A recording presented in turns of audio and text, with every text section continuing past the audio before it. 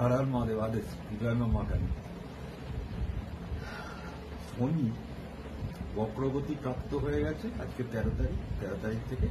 তা আমি প্রতিটা রাশির জন্যই কিন্তু এই বক্রগতি হয়েছে, সেই বক্রগতির যে ফল এবং তার জন্য কি করতে হবে সেটা আমি একটু শর্টে আপনাদের বলে দিচ্ছি। দেখুন, প্রথমটা বলছি মেষ রাশি। দেখুন, মেষ রাশির কেরিয়ারের কারক গ্রহ হচ্ছে শনি, ঠিক আছে।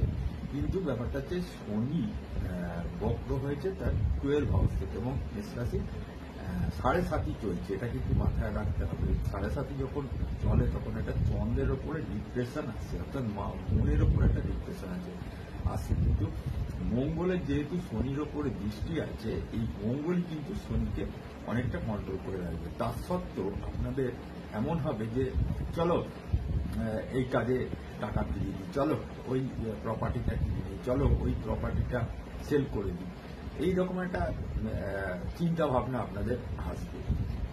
যার ফলে কি করবেন, আপনারা কোনো কাজ করতে গিয়ে প্রচুর টাকা না খরচা করে ফেলবেন, ইনভেস্ট করে দেবেন, ভালো কাজে ইনভেস্ট করবেন।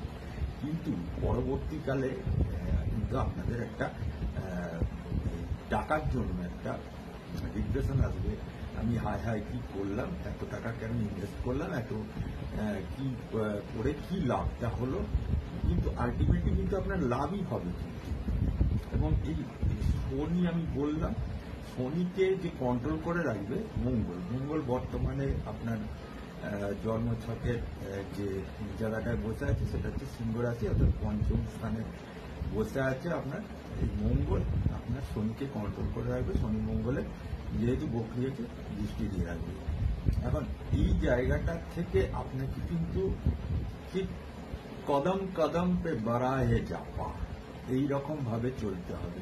আপনাকে কিন্তু খুব মাইন্ডফুলি চিন্তা ভাবনা করে আপনাকে প্রতিটা কাজে কিন্তু এই অর্থ ব্যয় করতে হবে, নাহলে কিন্তু পরে আপনি কিন্তু এর ফল কিন্তু ভোগ করতে হবে। সুতরাং আপনি ব্যয়টা যেখানে করছেন সেটা যেন 1 নম্বর অথেন্টিক হয়, আর 2 নম্বর হচ্ছে যে সেই ব্যয়টা করার ফলে আপনার যেন কিছু প্রফিট হয়, এইরকম জায়গায় আপনি ব্যয় করতে হবে আপনাকে।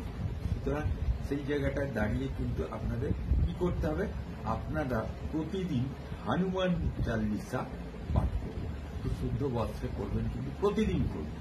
এই 138 দিনের জন্য শনি বক্র হয়েছে, এই 138 দিনের জন্য যে লাভটা, শনির যে লাভটা, সেই লাভটাকে আপনারা ওঠান। হরিওম তৎসৎ।